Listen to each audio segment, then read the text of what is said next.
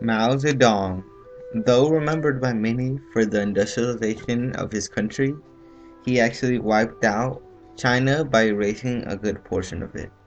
Mao Zedong was born on December 26th of 1893.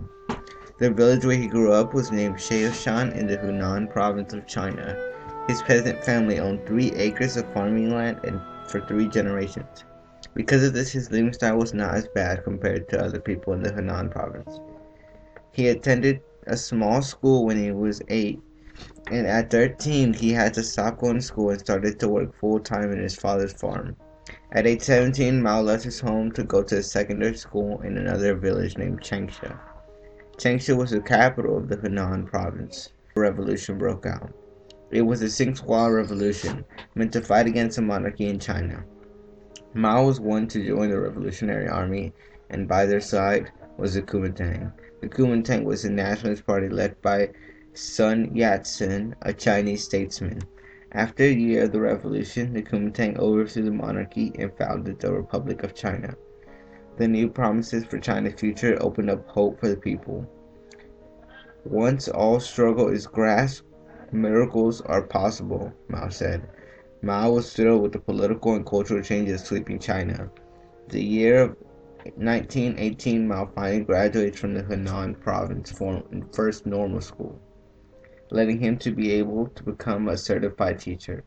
On the hunt for a job he could not find, he travels to Beijing, hoping that he could find work there.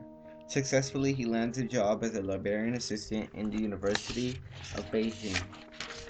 While he is working there, he hears of Russia's revolution becoming a success. This led to Russia establishing the Communist Soviet Union. Later on, Mao decided to become an inaugural member of the Chinese Communist Party. While Sun Yat-sen had begun an active policy of cooperation with the Chinese Communists, he had also grown in strength and numbers. Although Mao supported both the Chinese Communist and the Kuomintang parties, he decided to adopt Leninist ideas. He thought the key to establishing communism in Asia was to appeal to the farming peasants. Thinking like this, he rose up through many ranks, first as a delegate assemblyman to an executive Shanghai branch of the party. When Sun Yat-sen had died in March of 1925, his successor Chiang Kai-shek became the new chairman of the Kuomintang. Chiang was much different from the Sun Yat-sen in terms of working with the Chinese Communists. Chiang ended up breaking up the alliance with the Chinese Communists. He began to start killing or imprisoning many of the Communists. Mao tried to lead an army to fight against him, but was defeated horribly. He had to flee with the remaining of the Communists to the Xinjiang province, where he reorganized and restructured the Chinese Communists by establishing the Republic of China there.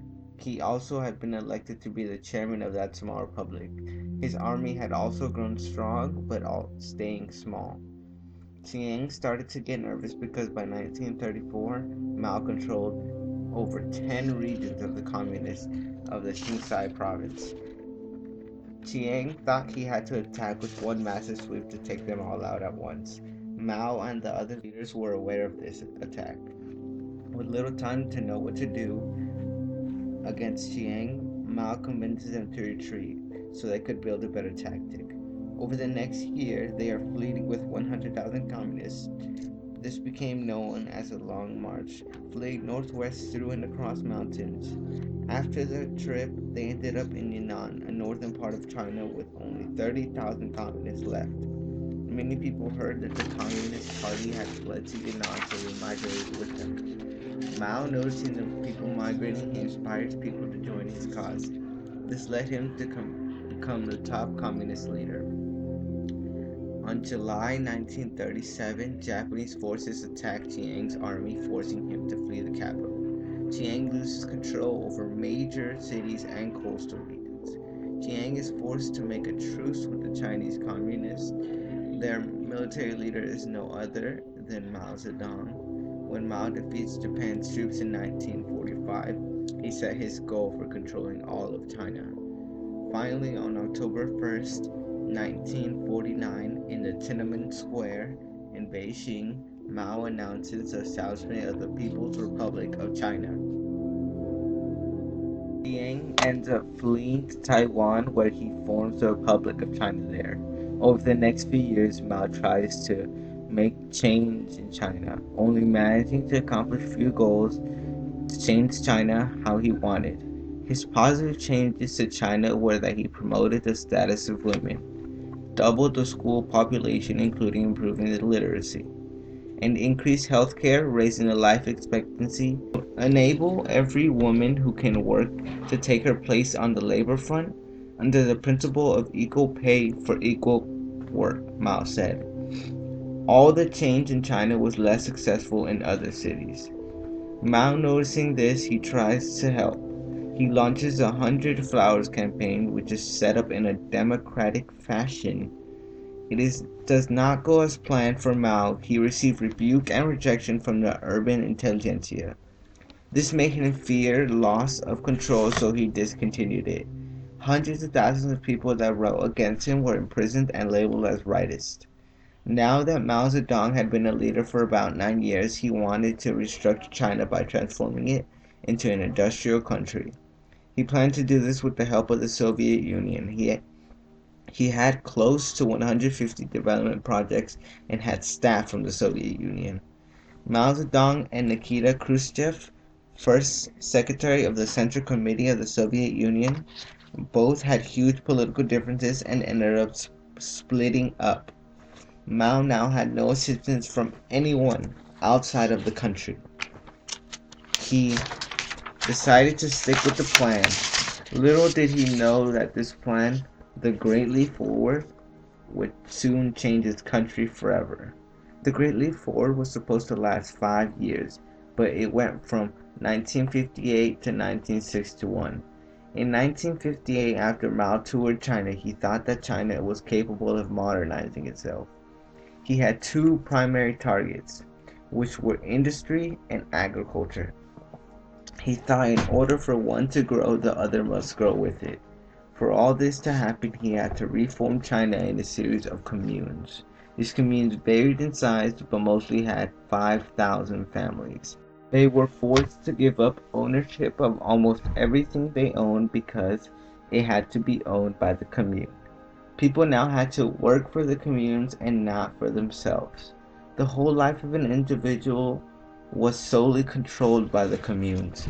Schools and nurseries were all a part of the commune so that adults could work. Communes were subdivided into 12 families that formed a work team, and 12 work terms formed a brigade. All subdivisions had specific work to do. At the end of the first year, 700 million people had been put into 578 communes. The government did all it could to order the people. The communes were always encouraged to work, such as setting up backyard production plants. Although it seemed as the Great Leap Forward would turn out to be good, its consequences were soon to appear. Political decisions took precedence over common sense, and the communes faced tasks that were nearly impossible to them. Farm machinery that was produced fell to pieces when used. Thousands of workers got injured after working for long hours and sleeping on the job. The backyard furnaces that they produced steel were often far too weak and proved not to last long. The backyard production methods took lots of time away from the workers that needed to harvest food. The weather was said to be excellent in 1958, but followed with the poor harvesting year in 1959. The bad harvest in 1960 was said to have led 9 million people to starve to death in that year alone.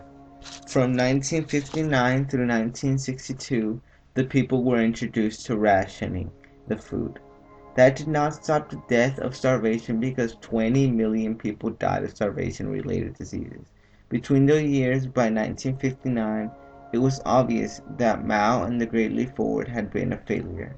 After the failure, Mao resigns and gives his position to three moderates, Liu Shaoqi, Zhou Enlai, and Deng Xiaoping. They restricted Mao's power, but he was still seen as a leader of the revolution.